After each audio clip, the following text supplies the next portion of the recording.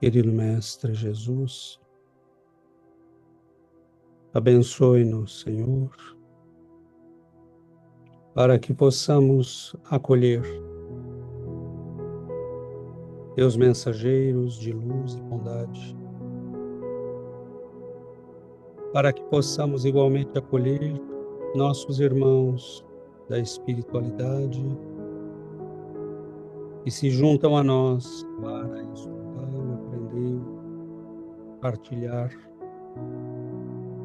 E aqueles, Senhor, que são trazidos para receberem um amparo, socorro, o tratamento do amor e do bem. Possamos aproveitar estes momentos de estudo para crescer, para melhorar, Senhor, nossa ação neste mundo. Que o Senhor nos abençoe, nos ilumine, nos instrua e nos proteja nestes momentos. E assim seja.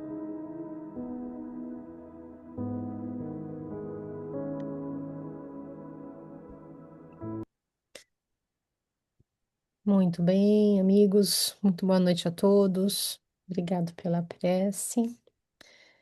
Então, vamos hoje dar início, né, nós vamos fazer hoje a primeira parte do capítulo 9 do livro Libertação, Perseguidores Invisíveis. Ops, eu tenho que subir lá o... Então, esse capítulo a gente dividiu em duas partes, né? Então, hoje fazemos um início, vamos fazer um retorno breve no capítulo anterior. Nós vimos que no capítulo 8 houve um encontro, né, do Gúbio com o Gregório, o Gúbio, o André Luiz e o Eloy, eles encontraram com o Gregório. Então, eles tiveram, né, uma conversa, né, onde o Gregório ele colocou, né, um pouco das razões dele a respeito da Margarida, e o Gúbio tentou fazer com que ele cedesse, né, na sua vingança, no processo obsessivo que a Margarida está sofrendo. Então, o Gúbio vai tentar, né, fazer com que ele deixe o grupo do André Luiz, né, do Gúbio, intercederem para auxiliarem a Margarida. Então, no finzinho do capítulo 8, o Gúbio disse para o Gregório, né, se ainda não percebes os apelos da lei divina, ao menos atende à súplica maternal, né, porque eles estão ali a pedido da Matilde, né, que faz o pedido, né, no sentido de auxiliar a Margarida. Ajuda-nos a libertar a Margarida dessa perseguição destrutiva. Mesmo que você não tenha participação direta, né? Ele quer dizer, nós vamos até ela, nós faremos o trabalho, você não tem nada a fazer, apenas a autorização para que a gente possa se aproximar dela. E o Gregório diz, né, se você sabe tanto sobre a Margarida, né, você tem plena consciência das razões que me levam a condená-la, né, por que que eu estou fazendo isso? Existe alguma razão, né, muito séria para ele estar nesse processo, né, de punição da Margarida.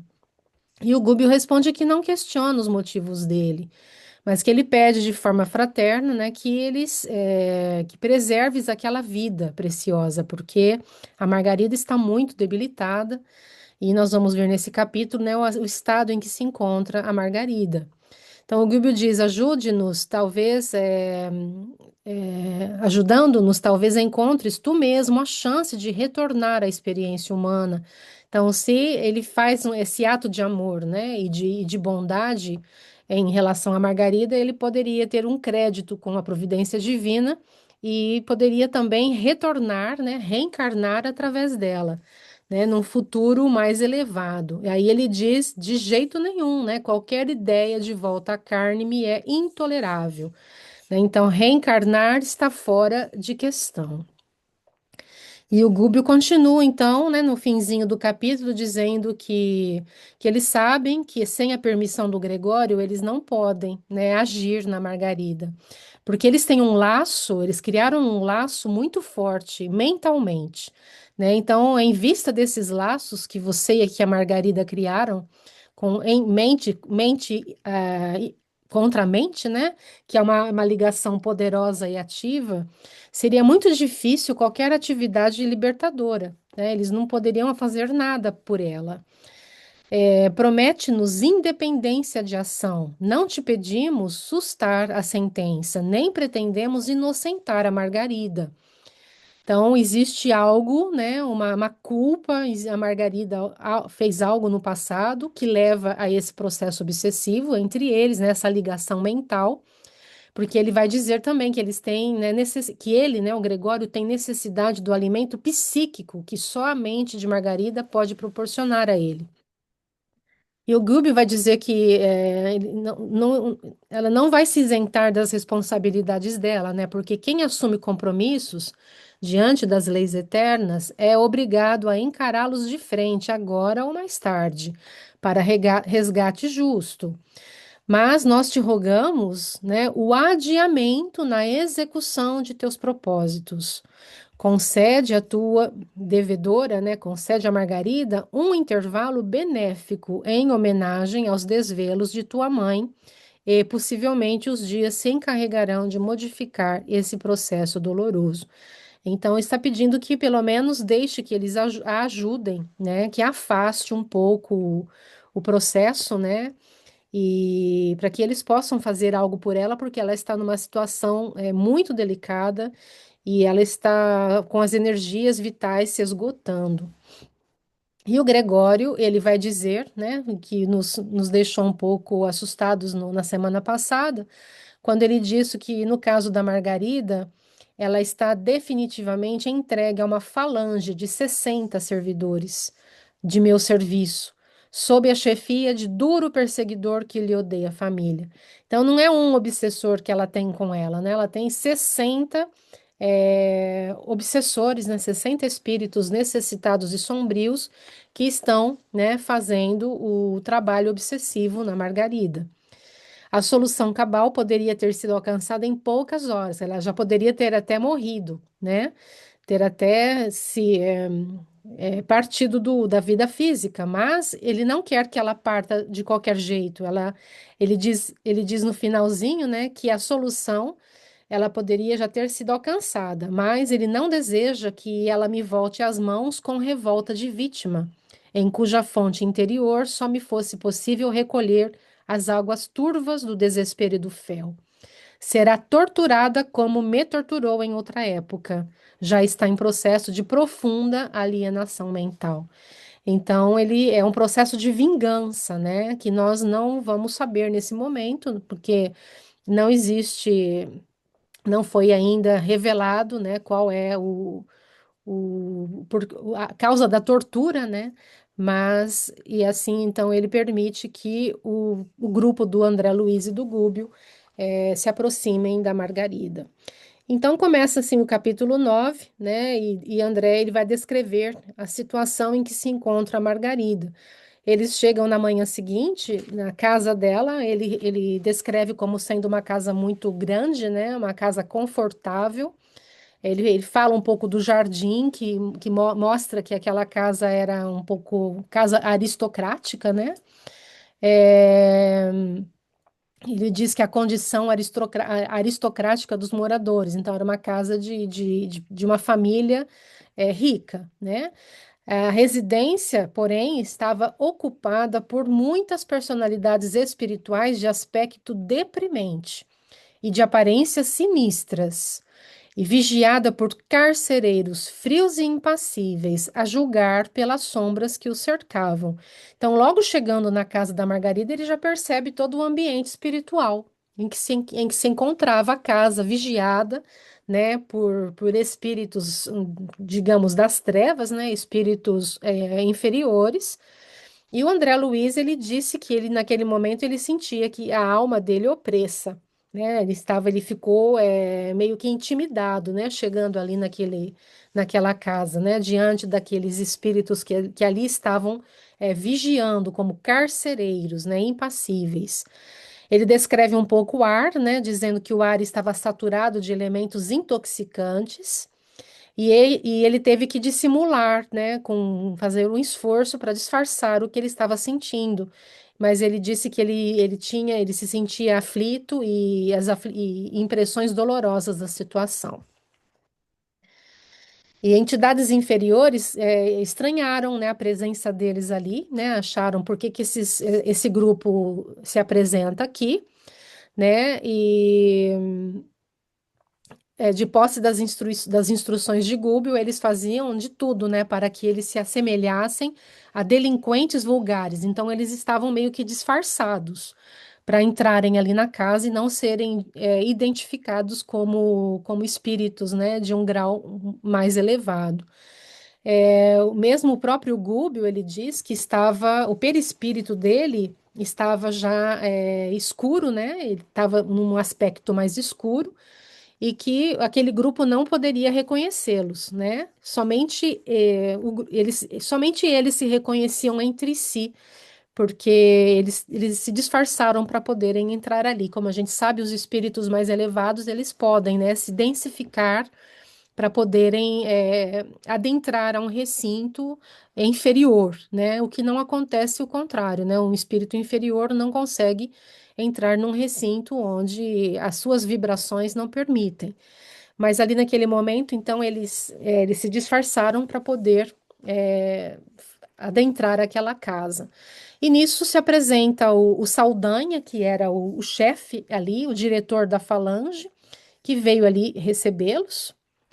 E eles apresentaram a senha, uma senha que o Gregório havia fornecido, né? Porque para que eles pudessem estar ali somente com a autorização do Gregório. Então ele apresentou a senha e o Saldanha então admitiu-os, né, na condição de companheiros importantes. E o chefe, aí ele pergunta, né? O chefe deliberou apertar o cerco, perguntando se o Gregório mandou instruções de fazer algo mais ou de apertar ainda mais, né, a situação e de levá-la a óbito logo, né? E aí o Gúbio disse que sim, mas de forma indiferente, né, digamos, e eles desejariam antes, né, examinar as condições da doente, né, para ver como que ela estava. E o Saldanha vai dizer que a jovem senhora estava cedendo devagarinho. É, Ele indicou, né? Vasto acolhedor atulhado, mas ele mostrou ali que tinha um corredor atulhado de substâncias fluídicas detestáveis. Então a casa estava sendo totalmente, né, num ambiente fluídico inferior, né, uma energia negativa, e todos ali, né, o grupo ali, ele podia sentir, eles podiam sentir, né, os fluidos negativos que exalavam daqueles espíritos desse processo magnético ao qual ela estava submetida. O Saldanha, então, acompanhou o grupo, né, mas de alguma forma ele estava desconfiado, né, porque em seguida, uma breve pausa, e ele deixou-os livre para entrar ali no quarto do casal, né? Então, eles entram no quarto do casal e eles encontram com a Margarida, né? Ele descreve como uma moça, uma mulher ainda moça, mas que estava extremamente pálida e um semblante digno e que entregava-se à tormentosa meditação. Eles estavam diante dela, então, né, ele a chama de obsidiada, que o orientador, né, que o Gúbio queria socorrer. E ele começa então a descrever, né, a situação da Margarida. Ele disse que haviam ali dois desencarnados de horrível aspecto e que estavam inclinados, confiantes e dominadores sobre o busto dela, submetendo-a complicada. Ops, perdi aqui. Vou voltar. É, ele está submetendo ali a complicada operação magnética. Esta particularidade do quadro ambiente dava para espantar, né? No entanto, meu assombro foi muito mais longe quando concentrei todo o meu potencial de atenção na cabeça da jovem, singularmente abatida. Então ele já sentiu ali, né? Já viu dois desencarnados é, dominando ali, né? E operando uma ação magnética sobre ela, no peito dela. Mas, além disso, haviam, né, dezenas de corpos ovoides, de vários tamanhos, de cor plúmbia, assemelhando-se a grandes sementes vivas atadas ao cérebro da Margarida, através de fios sutilíssimos cuidadosamente dispostos na medula alongada. Então, eu procurei uma foto na internet sobre os ovoides, né? Então, dá para a gente ter uma ideia. E ele diz: aqui a gente vê alguns, né? Mas ela tinha uma dezena, né? Dezenas, no plural, né? De corpos ovoides ligados a ela. Então, ela estava realmente numa situação terrível, né? Num processo obsessivo muito complicado. E ele diz que a obra dos perseguidores desencarnados era meticulosa e cruel. Então, Margarida, pelo corpo perispirítico, ela jazia absolutamente presa. Então, ela estava completamente dominada, né, por esses espíritos, não somente por aqueles espíritos que estavam ali, mas principalmente, né, por essas formas ovoides, né, porque ele chama ali de de veículo mental, né, que essas formas ovoides estavam apropriando-se das forças dela, vampirizando-a em processo intensivo. É como se eles sugavam, né, é, as forças da Margarida. Né? Ele observara grande quantidade de casos violentos de obsessão. Ele vai falar que ele faz um paralelo, né, o André Luiz, que ele já havia visto, né, outros casos de obsessão, mas como esse é a primeira vez que ele estava verificando um estado, né, um processo tecnicamente organizado. Então, era organizado por uma mente superior e cruel, né, que é a mente do Gregório. Todos esses espíritos estão obedecendo às ordens do Gregório, que é, na verdade, o chefe mental, né, desse processo obsessivo contra a Margarida. E essas formas ovoides, então, haviam sido trazidas pelos hipnotizadores que senhoreavam o quadro. Então, eles foram, né, trazidos do mundo espiritual inferior para que ficassem ali fazendo esse trabalho, né, de sucção das energias vitais dela. Então, com a devida permissão, o André Luiz, ele analisou, né, a zona física hostilizada, ele reparou que os centros metabólicos da doente apareciam controlados. Então, na verdade, todo o sistema dela, mesmo a pressão sanguínea, estava sob o comando dos perseguidores. A região torácica, apresentava apreciáveis feridas na pele, e examinando-as cuidadoso, vi que a enferma inalava substâncias escuras que não somente lhe pesavam nos pulmões, mas se refletiam sobremodo nas células e fibras conjuntivas, formando ulcerações na epiderme. Então, é assustador, né, de imaginar uma situação, a situação em que ela se encontrava, né, completamente é, tomada, né, pela ação desses espíritos e dessas formas ovoides. A vampirização era incessante. As energias usuais do corpo pareciam transportadas às formas ovoides, que se alimentavam delas automaticamente num movimento indefinível de sucção. Então, imaginemos, né? Eu fiquei pensando, ele fala como sementes ali, mas eu fiquei imaginando como grandes carrapatos, né? Grudado assim, sugando as energias daquele corpo. É, é triste de imaginar e muito assustador, né? Então, André Luiz disse que lastimou a impossibilidade de fazer perguntas ao Gúbio naquele momento, né? Mas ele concluiu que a Margarida devia ter sido colhida através do sistema nervoso central, de vez que os propósitos sinistros dos perseguidores se faziam patentes quanto à vagarosa destruição das fibras e células nervosas. Então, uma sucção vagarosa, né, para fazê-la perder as forças vitais, de forma lenta, mas ininterrupta, né? Então, ela vai dia a dia, né, ficando sem força, sem energia, exausta e amargurada. Dominadas as vias de equilíbrio no cerebelo, então ele continua descrevendo, né? Essa parte do capítulo é bastante descrição do quadro em que ela se encontrava. Então ele disse que o cerebelo e os nervos ópticos estavam dominados pela influência dos hipnotizadores. Os olhos estavam espantados e davam a ideia de fenômenos alucinatórios que lhe acometiam a mente. Então, deixando perceber o baixo teor das visões e das audições interiores a que se via submetida. Nesse quadro obsessivo, né? Então, tudo que ela ouvia e sentia e via, não? Então, estava tudo submetido a essas influências inferiores, né? Ele interrompeu, né, as observações acuradas a fim de verificar a atitude psicológica do Gúbio, que se arriscava, né, para socorrer aquela moça, né, doente, a quem ele amava como uma filha, porque a Margarida, em uma outra vida, foi filha dele, né?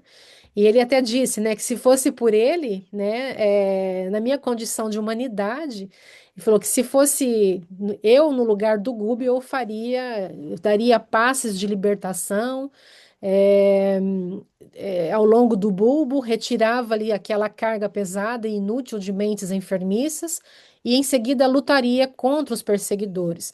Mas o Gúbio não fez isso, né? O Gúbio agiu de outra forma, né? Ele fixou a paisagem aflitiva com inequívoca tristeza, mas logo após demorou o olhar bondoso em Saldanha, como a pedir-lhe impressões mais profundas. E o Saldanha, então, né, veio prestar-lhe as informações. Ele disse que eles estavam em serviço mais ativo há 10 dias, e a moça, né, ela foi colhida em cheio, quer dizer, ela estava completamente dominada aquelas energias em volta dela, né, pela ação dos espíritos obsessores. E felizmente eles não contavam com qualquer resistência. Então, na casa, por exemplo, né, não havia resistência a essa ação obsessiva.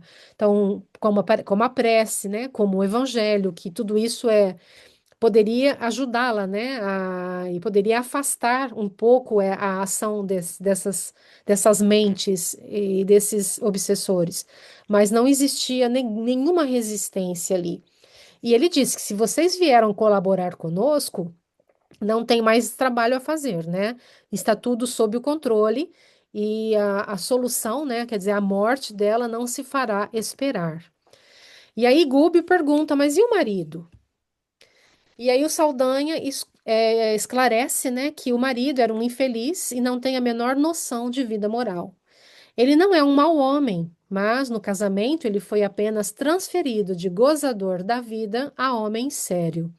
A paternidade constituir-lhe-ia um trambolho, e filhinhos, se os recebesse, não passariam para ele de curiosos brinquedos. Hoje, conduzirá a esposa à igreja. Então, essa descrição que ele fez do marido, alguém que não estava podendo ajudar em nada, né? E que não era um esposo, né? Um marido é, que estivesse agindo para socorrê-la. A única coisa que ele vai fazer aqui, então, é levá-la à igreja. Então, eles vão à missa na esperança de melhoras. Então, ele faz ali uma descrição, né, do marido, dizendo que ele era tristonho, mas era um simpático cavalheiro, em cuja expressão carinhosa identificou, né, o esposo da vítima, que vai então ampará-la e ajudá-la a vestir-se com esmero para irem à missa. Decorridos alguns minutos, né, notei que os cônjuges, acompanhados por muitos perseguidores, tomavam um táxi na direção de um templo católico. E eles então foram junto, né? E aí ele descreve o carro, né? O veículo, a meu ver, transformara-se como num carro de festa de carnaval. É uma festa carnavalesca. dizendo que as entidades estavam todas empoleiradas dentro e em torno do carro, desde os paralamas até o teto luzente. Fiquei imaginando, né, todos os espíritos em cima do carro, dentro do carro, empoleirados ali, todos indo para o mesmo lugar, acompanhando a Margarida e o esposo até a missa. Chegando lá na igreja, né, num elegante santuário, ele descreve o que ele vê, né? Ele diz um estranho espetáculo. A turba de desencarnados ali na igreja, em posição de desequilíbrio, era talvez 5 vezes maior que a assembleia de crentes em carne e osso. Então, era as pessoas que estavam presentes ali para a missa, os desencarnados eram 5 vezes mais, né? E ele então compreendeu, logo que em maior parte ali se achavam com o propósito deliberado de perturbar e iludir. Saldanha encontrava-se excessivamente preocupado com as vítimas para dispensar-nos maior atenção, e nesse momento, então, ele se afastou, né? O Gúbio afastou com o André Luiz, e eles podem, então, conversar um pouco, e o Gúbio esclarece algumas coisas. Então, eles penetraram o templo, onde se comprimiam nada menos de 7 a 8 centenas de pessoas. A algazarra dos desencarnados, ignorantes e perturbadores era de ensurdecer. A atmosfera pesava. A respiração fizera-se-me difícil pela condensação dos fluidos semicarnais ali reinantes. Então, espíritos que estavam ali presentes, né? Nada menos que 700 ou 800 pessoas, todos em situação espiritualmente, né, necessitados. Então, os fluidos ali muito pesados, ele disse, se disse difícil, né? Disse que estava difícil ali a concentração e mesmo a respiração. Mas algo aconteceu, né? Que ele, quando ele olhou para o altar da igreja, ele sentiu, ele viu alguma coisa que lhe confortou, né? Uma confortante surpresa que o aliviou o coração. Dos adornos e objetos do culto emanava doce luz que se espraiava pelos cimos da nave visitada. Então, lá no altar, né, os símbolos, os objetos ali na igreja, né, expeliam luz, eles estavam, né, refletindo luz, né, e isso deixou, né, o André Luiz surpreso, né? Fazia-se perceptível a nítida linha divisória entre as energias da parte inferior do recinto e as do plano superior. Então, ele descreve como água e azeite, né, no mesmo recipiente. Então, há uma linha divisória entre os fluidos do bem, né, e do mal. Ele contempla, então, a formosa claridade dos nichos. Os nichos são as cavidades na parede do altar, usada para abrigar as imagens de santos ou relíquias. E ele perguntou, então, para o Gúbio, né? Mas o que estamos vendo aqui? Nos mandamentos, né? O segundo mandamento, né, de Moisés, não diz que o homem não deve fazer e não deve cultuar as imagens de escultura para representar a paternidade celeste. Então, é o culto a objetos, né? Que isso não deve ser feito. E aí o Gubbio explica, né? Que sim, mas determina o testamento que ninguém se deve curvar diante delas. Efetivamente, é um erro criar ídolos de barro ou de pedra para simbolizar a grandeza do Senhor, quando nossa obrigação primordial é a de render-lhe culto na própria consciência. Entretanto, a bondade divina é infinita, e aqui nos achamos perante a apreciável quantidade de mentes infantis. Então, ali era necessário, né? Aí ele compara isso a uma criança, né, que acalenta bonecas a fim de preparar-se convenientemente para a vida madura, né, para a responsabilidade de mãe, né? Então, ele diz que ainda existem na Terra tribos primitivas que adoram o Pai na voz do trovão e coletividades que fazem de vários animais objeto de idolatria. Nem por isso o Senhor as abandona. Nesta casa de oração, os altares recebem as projeções de material mental sublimada dos crentes. Então, aqueles objetos, eles estavam refletindo a luz, né? É, porque os crentes, né, os que iam ali com o coração sincero para a oração e para o culto na missa, né, envolviam aqueles objetos com uma energia boa. Há quase, ops, Há quase um século, as preces fervorosas de milhares deles aqui envolvem os nichos e apetrechos do culto. É natural que resplandeçam. E através de semelhante material, os mensageiros celestes distribuem dádivas espirituais com todos quantos sintonizem com o plano superior. Então, a ajuda do alto vem, né, de uma forma ou de outra. Eles encontram em cada circunstância, em cada lugar, uma maneira de auxiliar, né, aqueles que estão sinceramente buscando. E a luz que oferecemos ao céu serve sempre de base às manifestações do céu para a terra. Então, termina aqui essa primeira parte, essa descrição da situação, né, e da visita deles a essa igreja. E foi isso. Muito Bom, bom. obrigada a Obrigado, todos. Giovana. Então é isso, né? Nós temos um quadro bastante complicado, né? A gente imaginar uma situação dessa gravidade. É uma casa que, na aparência externa, é uma mansão, né? E na aparência espiritual é uma mansarda. É, então nós percebemos, né, que o caso é muito grave. Não é uma obsessão causada por explosões emocionais e paixões, uma obsessão calculada, né, técnica, que segue um plano. Então, nós vemos um processo bastante atípico, né, destes que nós lemos normalmente na literatura. Então, eles trazem esses ovoides, né? Nós sabemos que uma das características dos ovoides é uma profunda hipnose em monoideia e que as alucinações que essas mentes vivem continuamente, né, podem enlouquecer aqueles a quem são ligados. Então, a intenção é que ela fique, né? Ele descreve que ela está tendo alucinações.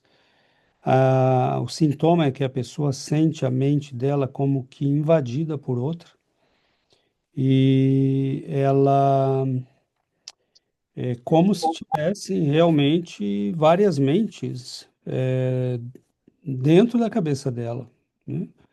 Então, é uma situação bastante grave, né? Eles se apossaram dos recursos fisiológicos dela, eles controlam a pressão, eles controlam o sistema nervoso dela. E isso complica muito as coisas, porque com esse controle, inicialmente, eles podem assumir realmente, suponhamos que de repente começasse a casa a ser visitada por espíritas, ou que ela decidisse ir a um centro espírita. Eles poderiam disparar uma crise de pressão nela, um ataque cardíaco, uma vertigem, né? E ela passaria mal e não conseguiria sair de casa, por exemplo, porque até fisicamente ela está sob controle deles, né? Então, o processo já poderia ter terminado, ela já poderia ter sido levada a óbito, né? Mas a coisa está sendo feita de modo a seguir um plano pré-estabelecido. E nós vemos a amplitude desse processo, né? O lugar está realmente parecendo né, uma favela espiritual, né? Habitada por seres que são claramente mal intencionados, mas Muitos provavelmente estão ali sem nenhuma razão pessoal, né? Embora o que comande o processo tenha uma razão pessoal, porque ele detesta a família dela. E, e nós vemos Gregório se valendo desses espíritos, sobretudo desse que chefia o processo, né, para um objetivo dele, né? Então, ele quer que o Saldanha, por exemplo, apareça como o carrasco, né, enquanto que, na verdade, é ele que está por trás, né, promovendo tudo aquilo. E ele ainda talvez queira aparecer como salvador, né, no final das contas. Agora, o estado em que ficará ela, né? André Luiz dá uma ideia de que a Giovana bem destacou que não havia resistência na casa. E André Luiz dá uma ideia de que aqueles ovoides poderiam ser desconectados dali, porque eles não estavam ali porque ela atraiu, eles estavam ali porque ela estava numa condição de fragilidade, né? É a pessoa que não tem conhecimento nenhum das coisas e que acaba, né, sendo levada literalmente ao abismo. E não havia resistência nenhuma na casa, né? Ninguém que ora, ninguém que estava, né? Eles iam à missa, mas é aquela, né, ir à missa de um modo como muitos vão, né, cumprir um papel social. E o quadro que ele descreve, né, da perseguição constante sobre ela, mesmo na missa, e o quadro que ele descreve na missa, né, bom, sem comentários, né, e embora tenha muito a ser comentado. Mas eu paro por aqui, né, porque senão vai ficar muito longo. Então abrimos e, Adriana. Essa questão da missa é impressionante, né? Como que pode um lugar de oração totalmente desprotegido desse jeito, onde centenas, você viu? Ele falou coisa de 700 desencarnados, né, que estavam ali. Ou, não sei se é ao todo contando também os encarnados, mas 700 pessoas ali e totalmente desprotegida essa igreja, não tem nenhuma barreira, César. Eu fiquei assim. Não, ela não está totalmente desprotegida, né? Tanto que ainda há luz nos objetos e no momento do culto, né? Nós vamos ver que vai haver uma manifestação dos espíritos benfeitores. E o próprio fato de que o benfeitor diga, né, que há como uma divisão das forças da luz e das trevas, mostra que as forças da luz estão presentes. Mas, mesmo assim, o quadro é bastante assustador, né? Porque ele diz que há um número 5 vezes maior, né, de desencarnados e que a maioria estava ali numa barulheira ensurdecedora, né, para atrapalhar mas, né, ele fala no final do pedacinho que a Giovana leu que ainda assim, né, os benfeitores aí aproveitariam aquele momento para beneficiar aqueles que se sintonizarem com o alto, né? Então, não está abandonada, né, a igreja a si mesma, mas digamos que está numa situação bastante difícil. Porque pelo que a Giovana falou, tinha luz nos objetos, mas é aquela questão de todas as orações que foram feitas, pensando, né, assim, que esses objetos representam, no caso, um santo ou alguma coisa, as pessoas oravam para esse santo, então ficava aquela luz ali, porque ia impregnando, né, toda essa boa energia nesses objetos, tudo. Mas, de uma certa forma, porque a gente pensa, às vezes no centro espírita, forma uma barreira, às vezes, ao redor do centro, não sei também, né? Mas eu acredito que seja assim, e que não entre todo mundo, os desencarnados não podem entrar, né? Desse jeito. E na igreja foi nesse sentido que eu fiquei impressionada, né? Que não tem essa barreira fora da igreja. Eles, tipo, eles têm passe livre, eles entram. E aí foi nesse sentido que eu fiquei assim um pouco impressionada, né, de ver. E pelo que a Giovana falou, a luz estava mais nos nichos, tipo no altar da igreja, ali onde estão as imagens e tudo, né? E então é bem complicado. E se a gente for pensar, esse livro foi escrito no começo do século passado, né? E as igrejas eram lotadas de fiéis, né? E não é que nem hoje, que são pouquíssimas pessoas que vão às missas, mas a igreja possivelmente estava com os bancos lotados. Eu lembro quando eu era criança que eu ia à missa, tinha gente que ficava em pé, não tinha lugar para sentar. Então, imagina, aquilo lá devia estar borbulhando, né, de seres ali, né, bem impressionante. Fiquei imaginando na minha cabeça essa cena. Porque se cada um que vai à missa leva o seu obsessor junto, né? Então, É, pois é. Tudo é o ambiente, né? Ele vai ser formado pelo conjunto das pessoas que o formam, né? E a igreja, ela tem ali durante décadas, né? Pessoas orando, pessoas, o ambiente tem, né? Ou a proteção do alto, mas dentro do possível. E o mesmo pode acontecer num centro espírita. É um centro espírita em que haja um grupo de pessoas desequilibradas e desorientadas e que estão,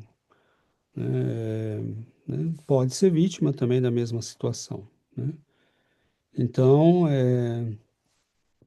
lógico que num centro espírita, né, nós temos consciência dessas coisas, enquanto que na igreja o problema é a falta de consciência com relação a isso, né? Num centro espírita nós sabemos que um, nós conhecemos essas possibilidades, essas técnicas e não nos exime de, às vezes, passarmos por invasões, né?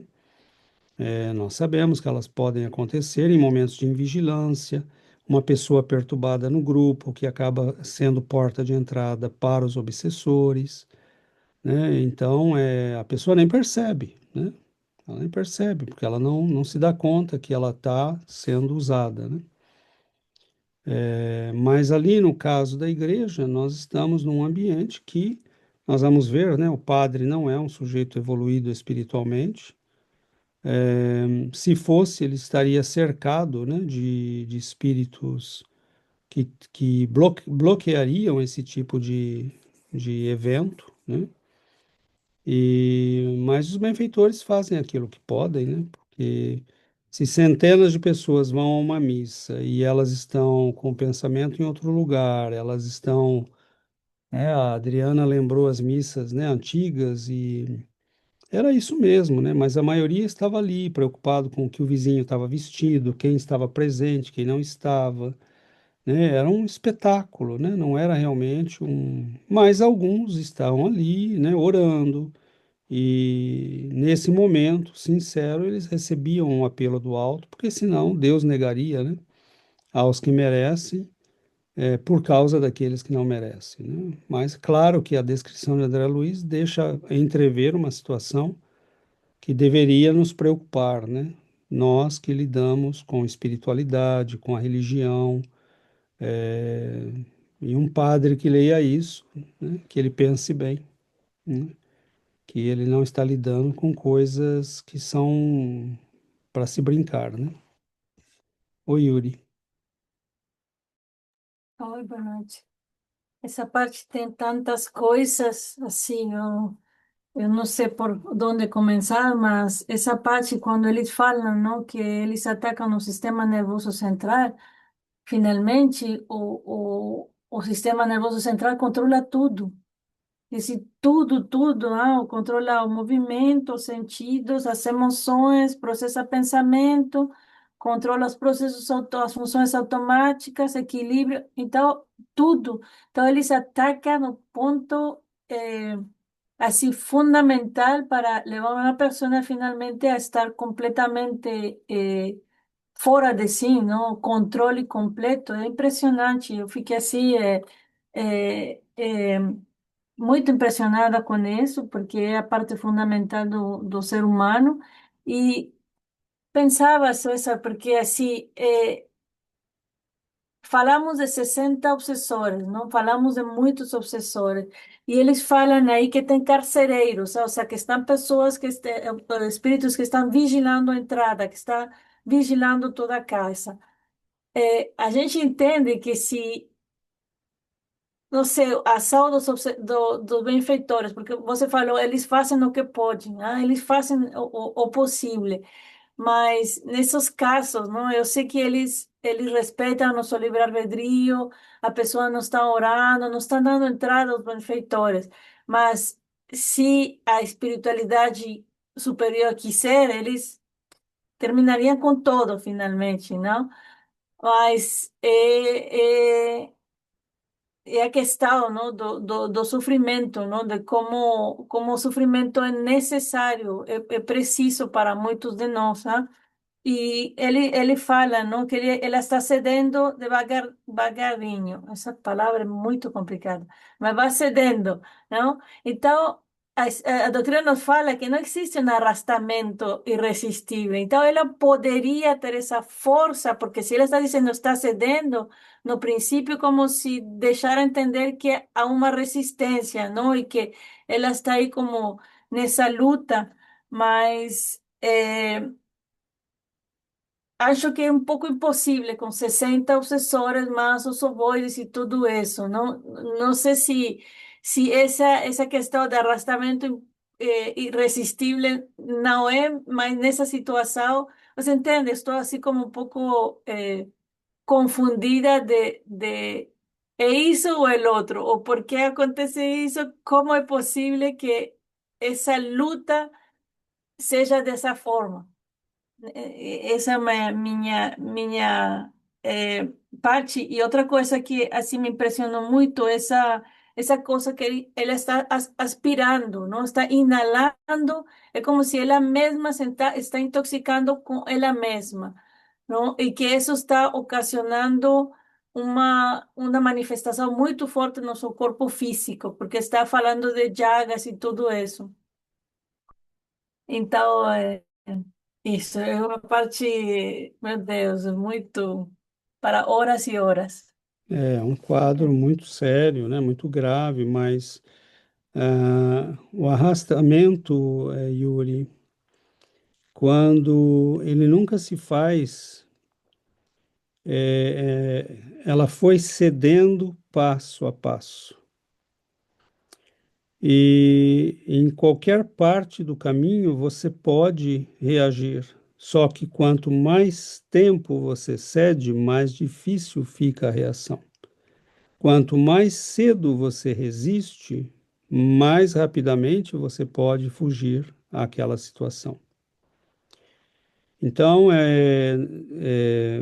quem é essa moça, né? Provavelmente uma moça rica, que está recebendo todos os cuidados médicos que precisa, que vive uma vida fechada, né? Sem grandes eventos sociais, e numa época em que provavelmente ninguém ia pensar que o que ela estava tendo era uma obsessão, né?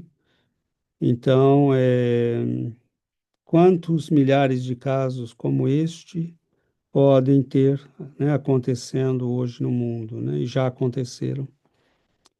Então, fica irresistível a partir de um ponto em que você já cedeu tudo, né? Então, não tem mais o que fazer, porque aí você entregou as cartas e foi aceitando a derrota, né? Em qualquer ponto, ela poderia resistir. E aí, os benfeitores, como você lembrou, eles poderiam sim agir.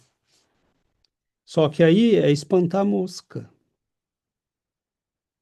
porque nem ela, nem o marido, nem ninguém na casa estava em condições de. Os benfeitores iam afastá-los, e daí uma semana eles não iam ter o que fazer, porque eles iam ter que voltar para afastar de novo. Então, eles não vão agir dessa maneira, né? Porque os benfeitores, tanto que André Luiz fala da reação que ele tem, e que Gúbio vai, né, escolher uma estratégia que vai demorar mais, vai ser mais trabalhosa, mas vai ser mais eficaz, né? Então, a providência divina não nos deixa jamais sem auxílio. A questão é que nós, muitas vezes, né, não estendemos as mãos, não procuramos, não pedimos, não, Não não colaboramos, né? colaboramos, e no caso dela, a intervenção está sendo, assim mesmo, considerável, porque foi uma benfeitora de alto nível que se movimenta, né, para enviar socorro e tentar solucionar a situação do melhor jeito possível, né? Então, vamos ver como é que ela vai reagir, como é que a família vai se posicionar, né? E o número nos impressiona, mas ela tem dois que estão sobre ela, né, fazendo um trabalho magnético intenso. A presença dos ovoides é, na verdade, uma catástrofe, né, porque são mentes desequilibradas permanentemente conectadas à sua mente e ao seu sistema nervoso. E então, e esses muitos que estão ali estão como, né, servos para fazer o trabalho, vigiar a casa, não deixar, né, que fique Ninguém entra. ninguém entrar, que fique tudo sob controle do Gregório e da falange dele, né? Agora, é claro que o alto, se quiser intervir, ele pode intervir, né? E a prova é quantos Jesus libertou e muitas vezes de situações calamitosas, né? Aquele homem que estava nos túmulos, que morava nos túmulos em Gadara, né? Ele, quando perguntado, ele disse: Meu nome é Falange, né? Porque somos muitos. Quer dizer, era um caso típico como esse, né? E Jesus simplesmente disse: Saiam, né? E agora, você tem que ser alguém de alto nível moral para poder agir numa circunstância dessa, né? E dar um tratamento não só de afastar os espíritos, mas um tratamento energético para que o encarnado não morra. Porque numa separação drástica dessa, o sistema do encarnado, ele está funcionando não mais com as energias só dele. Ele está funcionando com as energias desses espíritos. E no momento em que você afasta, ele não consegue, porque o teu sistema simpático, parasimpático, ele não está mais sob teu controle, né? É como se ele passasse ao controle de alguém, é como se o seu computador passasse ao controle de um hacker, né, que está longe de você, mas que está controlando tudo, né? Está invisível, mas está controlando o que se passa no teu computador. Então, se você tira o hacker, o teu computador para, porque não, a pessoa que manipula ele saiu e você não tem acesso, porque o teu sistema nervoso perdeu, né, o acesso do teu espírito, do teu perispírito, né? Ele está controlado por outras mentes. Então, é um caso grave, né, gravíssimo, e por isso que Gúbios vai agir com diplomacia, com cuidado, né? Nós vamos ver que ele vai seguir uma estratégia muito cuidadosa, né? Agora, não quer dizer que esses 60 sejam obsessores dela ou que todos estejam agindo sobre ela, Estão todos na casa né? ali em Eles volta. estão todos ali, mas a simples presença deles transforma o lugar num lugar de uma atmosfera espiritual horrível, e até isso é pensado. O que ela está inalando ali que ele fala, né? A substância A escura, né? substância é o ambiente que eles estão. A André Luiz fala que o corredor estava cheio de sujeiras, né? Sujeiras de que Fluídicas. tipo? Fluídicas, né? Por quê? Porque esses espíritos estão ali, né? A energia deles que está impregnando o lugar. Do mesmo jeito que as pessoas que oram impregnaram os nichos na igreja, esses indivíduos estão impregnando o lugar ali. Só que quem vive nesse lugar vai respirando aquela atmosfera, vai respirando aquela sujeira fluídica, né? E isso vai adoecer a pessoa, né? Sem dúvida nenhuma, né? Oi, Yuri. Mas, César, esos ovoides que estão ali, você falou que é um tipo de obsessão muito diferente, mas esses ovoides siguen tendo uma conexão com ela ao mesmo tempo. uma harmonização com ela, ou pode ser que esses ovoides estejam aí sem necessidade da lei da sintonia. Eles não precisam ter conexão pessoal nenhuma com ela, porque eles perderam completamente a consciência de quem são, de onde estão e do que estão fazendo. Eles são levados. É como levar é como os sanguessugas que eram usados nos séculos 18, 17, né, para colocar e sugar o sangue da pessoa. Só que o problema deles não é que se eles vão sugar só a vitalidade da vítima, eles ficam, é como um disco que fica repetindo a mesma imagem o tempo todo. E aí chega um momento que a pessoa, por entrar em ressonância com eles, enlouquece, né? Ela perde o senso, porque ela não aguenta. Ela não tem defesa moral, ela não tem defesa mental, ela não sabe controlar o pensamento dela, ela não sabe reagir ao que está acontecendo. Ela está completamente inerme na situação. Então, ela não sabe o que tem que fazer, né? Como muitos que adoecem desse modo não sabem o que fazer.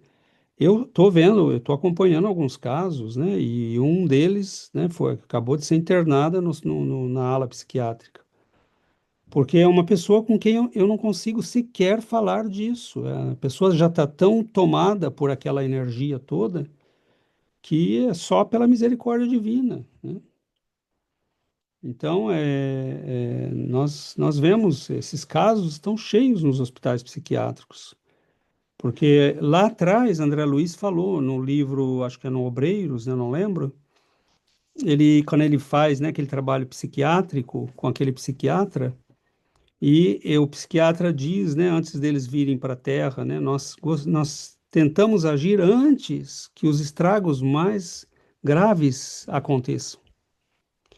Porque depois que chega a estragar a própria estrutura cerebral, fica muito difícil, né? Depois que o obsedado, a vítima, é tomado nesse nível, fica muito difícil, né?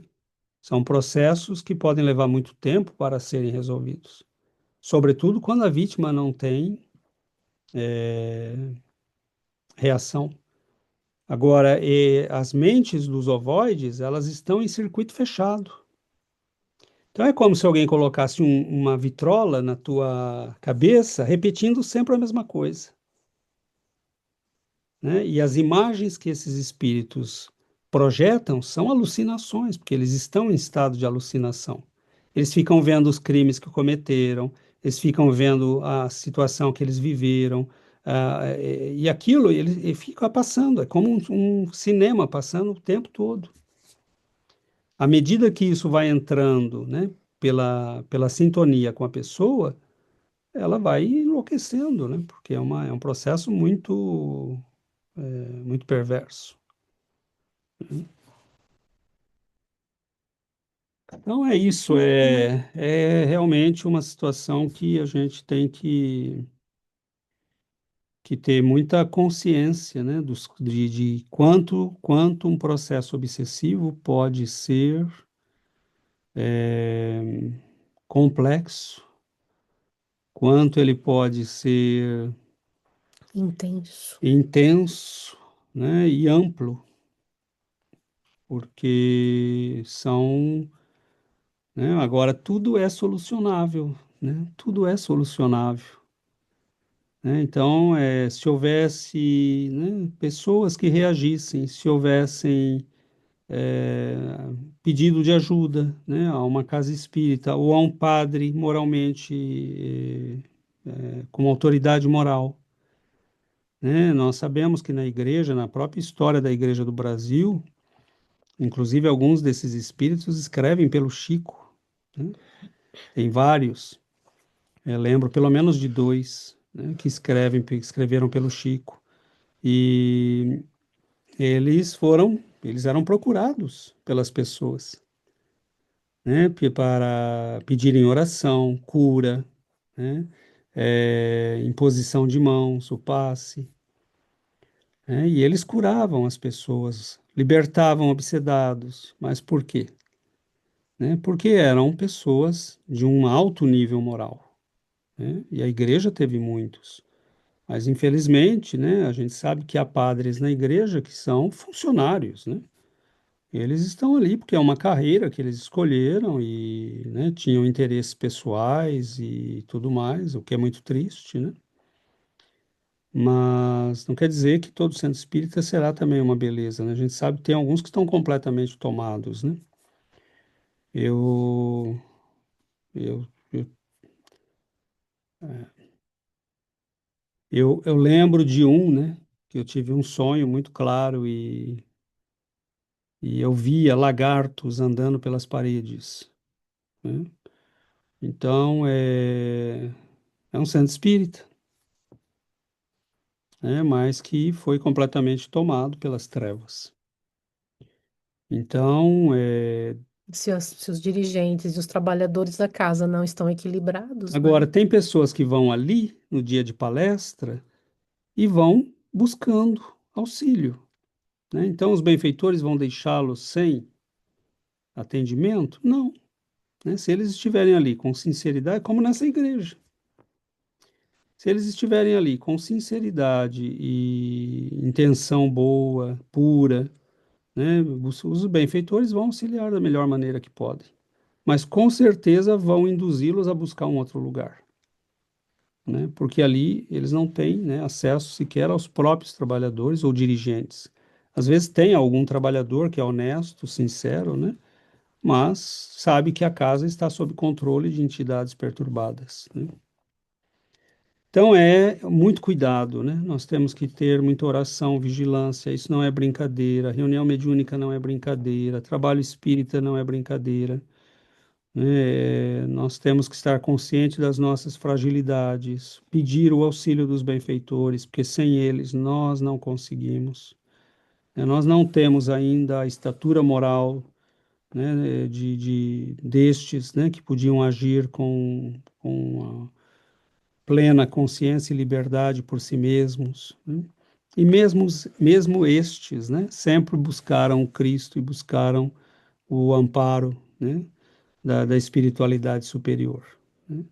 Então, quanto mais nós nos agarrarmos a eles, né, melhor para a nossa proteção. Nós vamos ver, né, na sequência como vai ser a ação, né, desses benfeitores. Bom, Vamos ver. mas está bem. Nós vamos finalizar então. Faremos a nossa prece.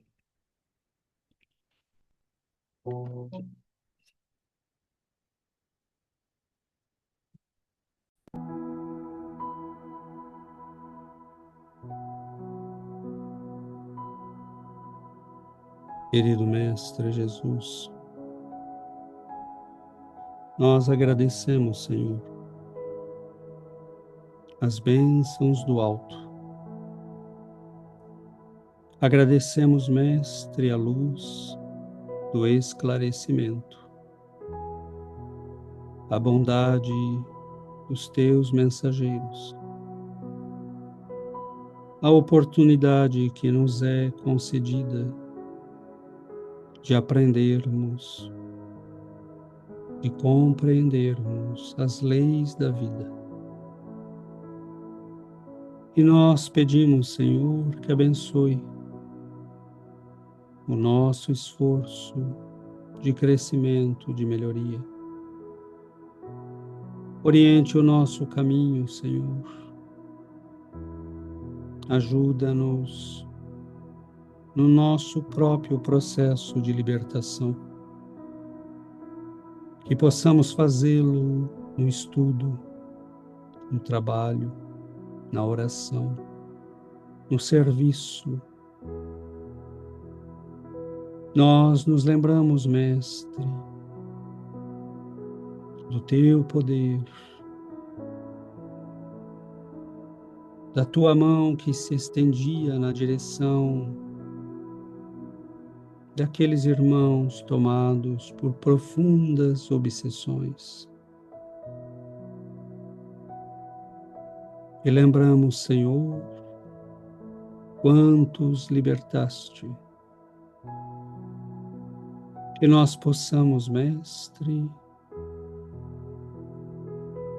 auxiliar no trabalho tão necessário no nosso mundo hoje, onde tantos irmãos caminham sob aflições, muitas vezes terríveis. Que o vosso amor nos envolva, que a presença dos nossos benfeitores possam trazer-nos segurança e paz, e que nós possamos, pelo nosso comportamento, pela nossa atitude interior, assegurar a eles acesso livre às nossas vidas, lares. Que o Senhor derrame a luz